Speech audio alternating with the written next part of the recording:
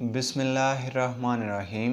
अस्सलाम वालेकुम नाज़रीन, मैं हूं आपका मेज़बान मियां जमील अहमद और आज के इस प्रोग्राम में हम बात करने जा रहे हैं रमज़ानुल मुबारक के बारे में।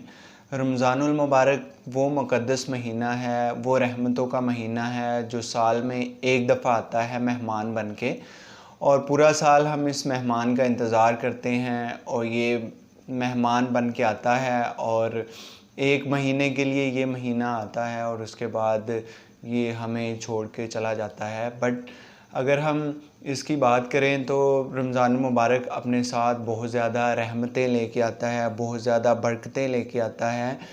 और ये मेहमान हमारे घर से चला तो जाता है लेकिन हमारे घर में रहमतें बरकतें छोड़ के चला जाता है।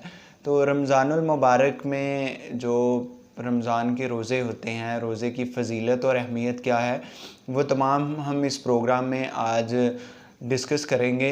रोज़ा क्या है? रोज़ा जो सुबह से लेके शाम तक, जो नमाज़ फ़जर से लेके नमाज़ मगरिब तक आप कुछ नहीं खाते, कुछ नहीं पीते, अल्लाह की इबादत में मशगूल रहते हैं, अल्लाह की अताअत में मशगूल रहते हैं, दूसरों के साथ हुस्न सलूक रखते हैं, अपनी ज़बान पे कंट्रोल रखते हैं, अपनी ज़बान से किसी को गाली नहीं देते, अपनी ज़बान से किसी की चुगली नहीं करते, अपनी ज़बान से किसी को गलत अल्फाज का इस्तेमाल नहीं करते, अपने कान से कोई ऐसी बात नहीं सुनते जो कि गुनाह का इर्तिकाब बने, और उसके अलावा अपने नफ्स पे कंट्रोल रखते हैं, अपने आँखों पे कंट्रोल रखते हैं, कुछ ऐसी चीज़ से नहीं देखते जिसे अल्लाह ताला ने मना फरमाया है। उसके साथ साथ अगर हम रोज़े की बात करें तो रोज़ा इंसान के अंदर तकवा और परहेज़गारी पैदा करता है, जैसे कि अल्लाह ताला ने कुरान मजीद के अंदर फरमाया है कि ए ईमान वालो, रोज़े तुम पर फ़र्ज़ किए गए हैं जैसा कि तुमसे पहले लोगों पर, ताकि तुम मुत्तकी बन जाओ, ताकि तुम परहेज़गार बन जाओ, ताकि तुम्हारे अंदर परहेज़गारी आ जाए, ताकि तुम्हारे अंदर तकवा आ जाए। तो रमज़ानुल मुबारक की अहमियत और फ़जीलत के बारे में कुछ और जानते हैं, जैसा कि नबी करीम सल्लल्लाहु अलैहि वसल्लम ने रमज़ानुल मुबारक के हवाले से इरशाद बारी ताला है कि जब रमज़ान का महीना आता है तो रहमतों और बरकतों के दरवाज़े खोल दिए जाते हैं और दोज़ख के दरवाज़े बंद कर दिए जाते हैं, और एक मनादी जो है वो अल्लाह ताला की तरफ से भेजा जाता है जो ये ऐलान करता है कि है कोई मांगने वाला जिसे मैं अता करूं।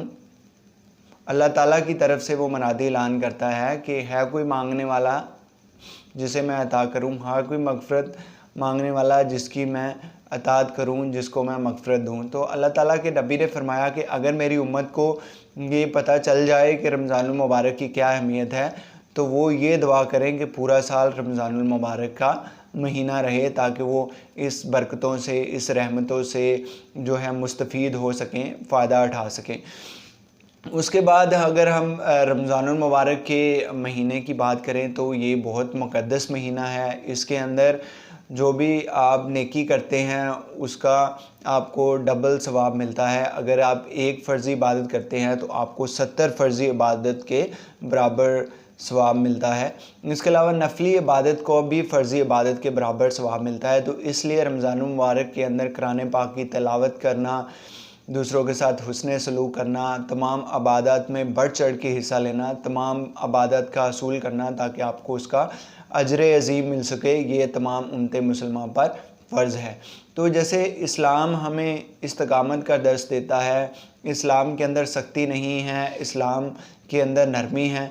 इस वजह से अगर कुछ लोग जो रोज़े नहीं रख पाते तो उनके लिए ये है कि वो इसका कफ़ारा बाद में अदा कर सकें, क्योंकि सम टाइम होता है कि आप बीमारी की हालत में होते हैं, सम टाइम ऐसा होता है कि आप सफ़र में होते हैं। तो इस्लाम आपके ऊपर सख्ती नहीं करता बल्कि इस्लाम नरमी का दर्स देता है के बाद में आप इसका कफ़ारा अदा कर सकें। उसके साथ साथ ऐसे लोग जो कि बूढ़े हैं या वो बीमार हैं, जो पूरा साल में कफ़ारा भी नहीं दे सकते, तो उसके लिए है कि वो इसका कोई फ़िदिया, कोई फ़तराना गरीब या फ़ुरका को इसका खाना खिला दें, ताकि अल्लाह ताला रहमतुल्लिल आलमीन है, अल्लाह ताला तमाम लोगों पे रहमत ज़रूर निछावर करते हैं, वो मर्सीफुल हैं। उसके बाद हम रमज़ान के बारे में बात करें तो रमज़ान जो है वो 3 अशरों पर मुश्तमिल होता है। ये एक इस्लामिक महीना है जो साल में एक दफ़ा आता है।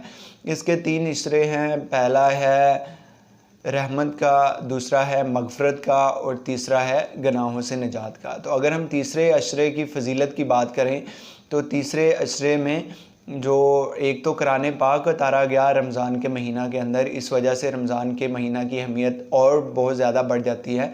तो तीसरा अशरा के अंदर एक लैलतुल क़द्र की रात है जो कि ताक रातों के अंदर जिसको तलाश करने का हुक्म हुआ है, और उस एक रात की इबादत का अगर हम हिसाब लगा लें, उस एक रात की इबादत को अगर हम एस्टिमेट कर लें तो शायद मेरे पास वो अल्फाज नहीं होंगे कि हम इसको एस्टिमेट कर सकें, क्योंकि उस एक रात की इबादत का सवाब जो हज़ारों सालों की जो इबादत है उसके बराबर उसका सवाब मिलता है।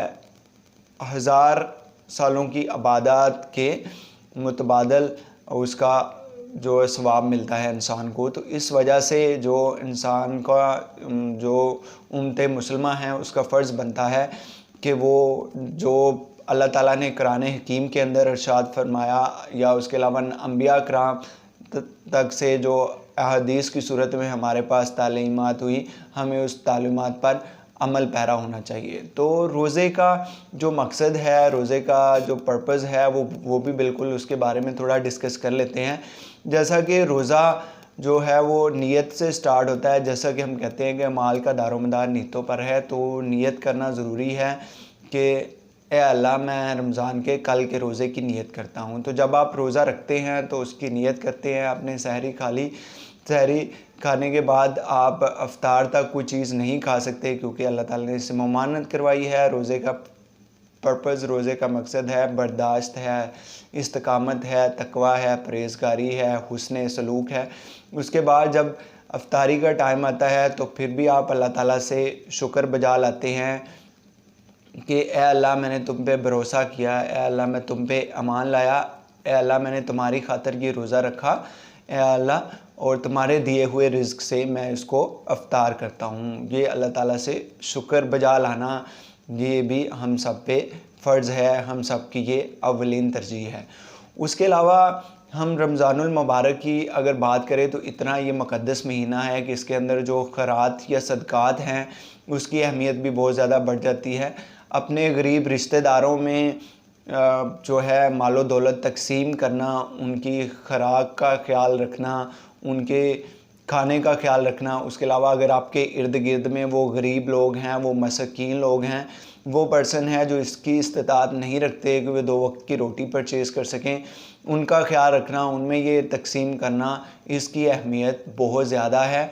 अगर आप पूरे साल में डेफ़िनेटली बहुत सारे लोग हैं जो गुरबा और मसाकीन में तकसीम करते हैं, लेकिन रमज़ानुल मुबारक के अंदर अगर देखा जाए तो इसकी अहमियत और बहुत ज़्यादा बढ़ जाती है, क्योंकि इसके अंदर जो इबादत हैं उसकी बदले में जो अल्लाह ताला की तरफ से आपको सिला मिलता है, रिवॉर्ड मिलता है या नेकियां मिलती हैं, वो 70 गुना हो जाती हैं, वो हज़ारों में हो जाती हैं। इस वजह से इस माह के अंदर जो है इबादत करना, वो उसको आप अपनी ज़िंदगी का हिस्सा बना लें। कुरान पाक की तालीमात पे अमल करें, कुरान पाक की आप तिलावत करें। उसके अलावा किसी के साथ बुरा सलूक ना करें या ऐसा ना करें कि आपकी ज़बान से कोई ऐसा हर्फ निकले जो हर्फ़ आखिर बन जाए और जिसकी वजह से दूसरों की दिल आज़ारी हो और क़यामत के दिन आपको अल्लाह ताला के सामने इसके लिए जवाबदेह होना पड़े।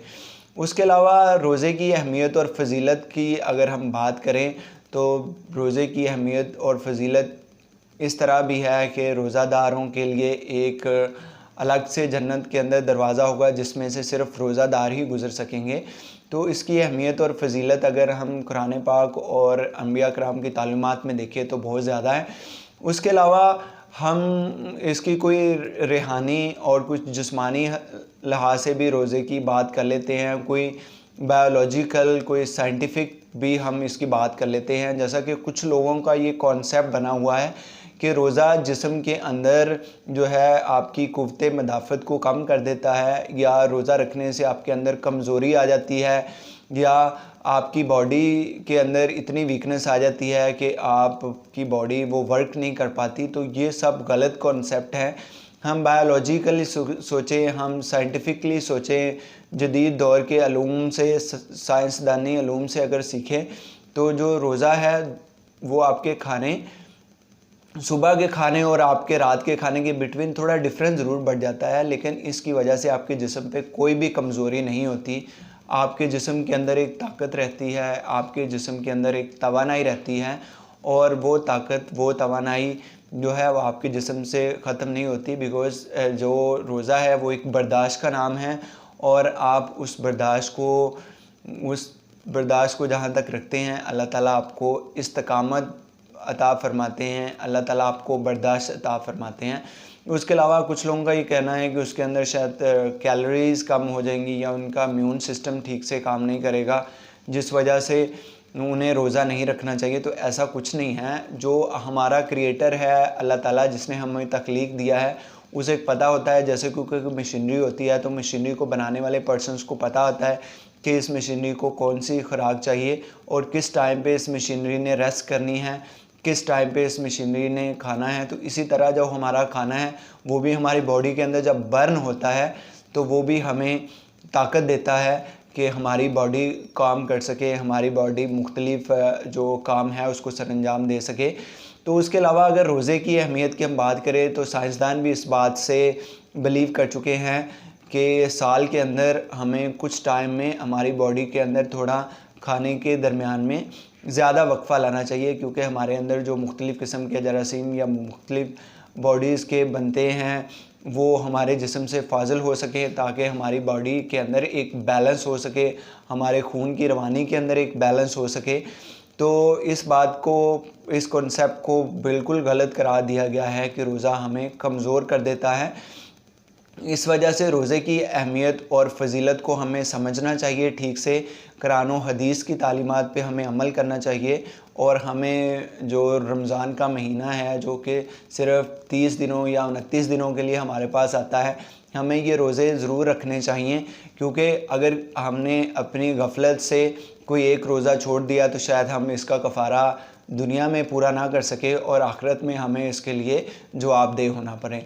तो अल्लाह ताला से दुआ है कि अल्लाह ताला हम सबको माह रमज़ान की फ़जीलत तो अहमियत को समझने की तौफ़ीक़ अता फ़रमाए, रमज़ान के तमाम रोज़े रखने की तौफ़ीक़ अता फ़रमाए, हमें, आपको, आपकी फ़ैमिलीज़ को, उम्मत मुसलमा को सेहत व तंदुरुस्ती फ़रमाए, और उसके साथ साथ अल्लाह ताला हमारे और आपके, आपकी फ़ैमिली के तमाम के दर्जात बुलंद करे, और रमज़ान मुबारक की जो इबादत है उसका हमें दर्जा अता फ़रमाए, और रोज़े आखिर में, रोज़े महशर में, जजमेंट के दिन, क़यामत के दिन हमें जो रोज़ादारों की फ़हरिस्त में शामिल करें। अगर हमसे कोई गुनाह सरज़द हो जाए तो हमें अल्लाह ताला अपनी रहमत से माफ़ अता फ़रमाए। अगली प्रोग्राम तक के लिए अपने मेज़बान मियाँ जमील अहमद को इजाज़त दीजिएगा। अपना बहुत सारा ख्याल रखिएगा। अल्लाह हाफ़िज़।